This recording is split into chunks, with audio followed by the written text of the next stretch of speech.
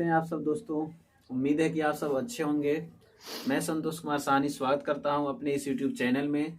आज हम इंटरमीडिएट का लेसन 1 सेंट्रल आइडिया एकदम आसान तरीके से समझेंगे। बहुत बड़ा टेंस नहीं, बहुत बड़ा ट्रांसलेशन नहीं, छोटे छोटे शब्दों में हम सीखेंगे सेंट्रल आइडिया को लिखना।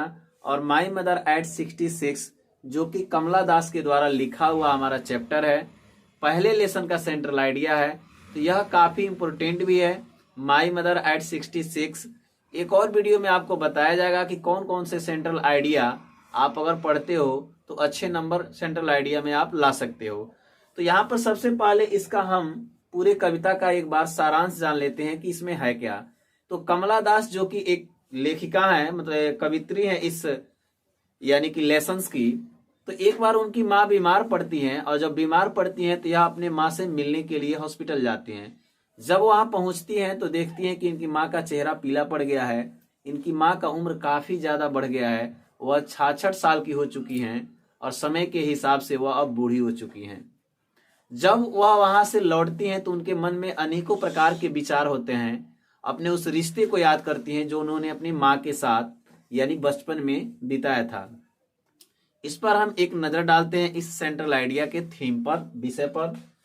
तो यहाँ पर माई मदर एट 66 कमला दास के द्वारा आपका लिखा गया है। अब देखिए कह रहा है कि द थीम मतलब थीम का अर्थ होता है क्या, विषय। यानी जो विषय है ऑफ द पोयम इस कविता का इज मतलब है एजिंग का अर्थ होता है बढ़ती हुई उम्र। तो ये कोई बड़ा टेंस का इस्तेमाल नहीं है, केवल इज का इस्तेमाल किया गया है, प्रेजेंट यानी कंटिन्यूअस टेंस का। यानी the theme of the poem यानी कविता का जो थीम है, विषय है, क्या है भाई, तो इज एजिंग यानी बढ़ती हुई उम्र है। यह कविता यानी कि इस बात को दर्शाती है कि समय के साथ साथ जैसे जैसे समय बीतता जाता है मनुष्य की एज भी उतनी ही बढ़ती जाती है। अब यहाँ देखिए क्यों ऐसा कहा गया है, क्योंकि चेंजिंग यानी परिवर्तन, इज मतलब है लॉ ऑफ नेचर यानी परिवर्तन प्रकृति का, नेचर का क्या है, तो लॉ है यानी कानून है, नियम है, यानी परिवर्तन प्रकृति का नियम है, लॉ है। बहुत बड़ा, इसमें भी टेंस नहीं है, आप देख सकते हैं, बस इज का प्रयोग किया गया है। अब आगे कह रहा है कि द पोएटिस यानी कवित्री हैड गॉन टू यानी इसको जाना पड़ता है, हैड गॉन टू मतलब जाना पड़ता है, मीट मतलब मिलने के लिए हिज मदर अपनी माँ से। यानी जब इनकी माँ बीमार पड़ती हैं तो पोएटिज हैड गॉन टू यानी इसको जाना पड़ता है, यानी कि कवित्री को जाना पड़ता है मिलने के लिए, किससे, तो अपनी माँ से। सॉरी यहाँ हर रहेगा, हर मदर अपनी माँ से मिलने जाती हैं। अब देखिए हर मदर, अब उनके माँ के हमें कंडीशन को दर्शाना है कि जब ये मिलने जाती हैं तो उनकी माँ की दशा क्या होती है। तो यहाँ देखिए बस इज का प्रयोग हुआ है कि हर मदर इज वेरी इल, उनकी माँ बहुत बीमार है।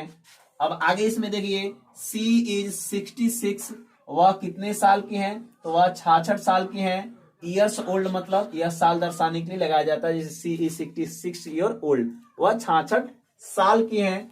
अब देखिए कह रहा है द पोएटिज बिकम्स यानी पोएटिज हो जाती है क्या, तो वेरी सैड, जब वो अपने माँ को देखती हैं तो बिकम्स वेरी सैड बहुत उदास हो जाती हैं। क्या, तो टू सी मतलब देखकर, हर मतलब अपने, मदर मतलब माँ को, यानी अपनी माँ को देखकर पोएटिज बिकम्स वेरी सैड बहुत उदास हो जाती हैं। कह रहा है कि सी वह मेंशंस यानी मेंशन करती है, उल्लेख करती है किसके बारे में, द क्लोज रिलेशन मतलब रिश्ता, संबंध।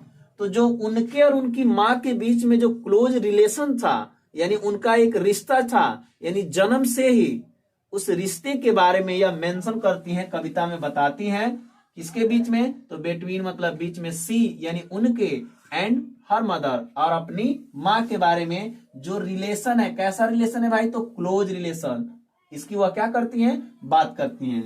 अब आगे करें द पोएटिस यानी जो कवित्री है इज वेरी सैड बहुत उदास हैं।